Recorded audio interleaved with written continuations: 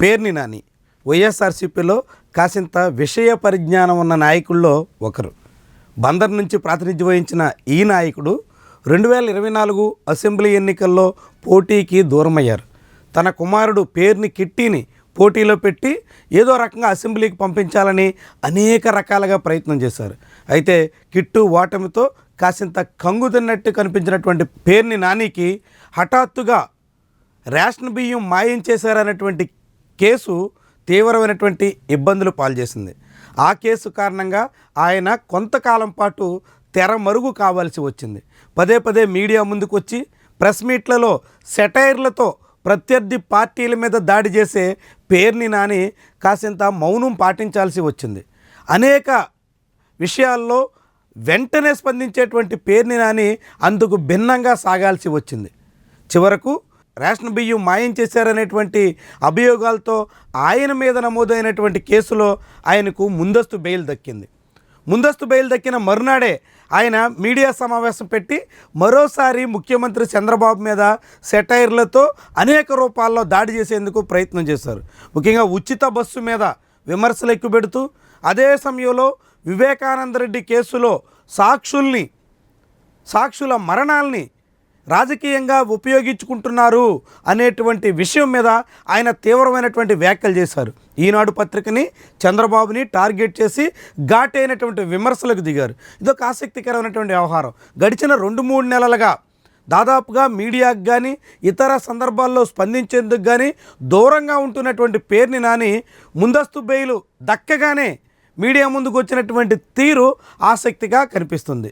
రాజకీయంగా ఆయన్ని ఇరకాటంలో నెట్టేందుకే కూటమి ప్రభుత్వం ఇలాంటి ప్రయత్నాలతో తప్పుడు కేసులతో వేధించే ప్రయత్నం చేస్తోంది అన్నది వైఎస్ఆర్సీపీ నేతల విమర్శ. కానీ ఆయనకు సంబంధించినటువంటి గొడవంలో సివిల్ సప్లైస్ కార్పొరేషన్ రేషన్ బియ్యం దాచినప్పుడు దాదాపుగా 200 క్వింటాళ్ల బియ్యం పైగా మాయమైపోయినటువంటి వ్యవహారం మీద తీవ్రమైనటువంటి దుమారం రేగింది. దాని మీద సివిల్ సప్లైస్ కార్పొరేషన్ అధికారులు కేసులు నమోదు చేయడమే కాకుండా ఏకంగా పేర్ని నాని భార్యను కూడా ఈ కేసులో దోషిగా తేల్చారు. పేర్ని నాని పిఏని అరెస్ట్ చేసినటువంటి పరిస్థితికి వచ్చింది.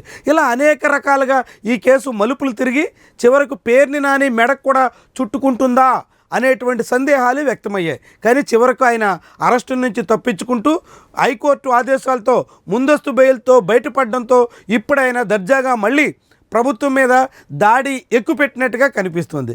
ఇది ఎక్కడి వరకు దారితీస్తుంది? పేర్ని నానిని అడ్డుకునే దానికోసం ఇతర రూపాల్లో చంద్రబాబు ప్రభుత్వం ఎలాంటి ప్రయత్నాలు చేస్తుంది చూడాల్సి ఉంది. వాస్తవంగా ఈ కేసులోనే పేర్ని నాని అరెస్టు ఖాయం అంటూ అదే బందర్కు చెందినటువంటి పేర్ని నాని ప్రధాన రాజకీయ ప్రత్యర్థి ప్రస్తుత రాష్ట్ర మంత్రి కొల్లు రవీంద్ర పదే పదే హెచ్చరిస్తూ వచ్చారు. కానీ ఇప్పుడు పేర్ని నాని అరెస్టు కాదు కదా, ఆయన మీద ఉన్నటువంటి కేసు కూడా నీరుగారిపోయేటువంటి పరిస్థితి దాపురించినట్టుగా చాలామందే భావిస్తున్నారు. మరి ఇప్పుడు పేర్ని నాని అరెస్టు విషయం వరకు వెళ్లేందుకు తగ్గట్టుగా కూటమి ప్రభుత్వం కొత్త కేసులతో ముందుకొస్తుందా? గతంలో కొల్లు రవీంద్ర మర్డర్ కేసులో అరెస్ట్ అయ్యి సెంట్రల్ జైలు పాలు కావాల్సినటువంటి దుస్థితిని ఎదుర్కొన్నటువంటి తరుణంలో ఇప్పుడు కూడా పేర్ని నానికి అలాంటి పరిస్థితి తీసుకొచ్చేందుకు రవీంద్ర ఎలాంటి వ్యూహాలు రచిస్తారు, దాన్ని ఎదుర్కొనేందుకు పేర్ని నాని ఏ రీతిలో వ్యవహరిస్తారు అన్నది చాలా కీలకమైనటువంటి అంశం.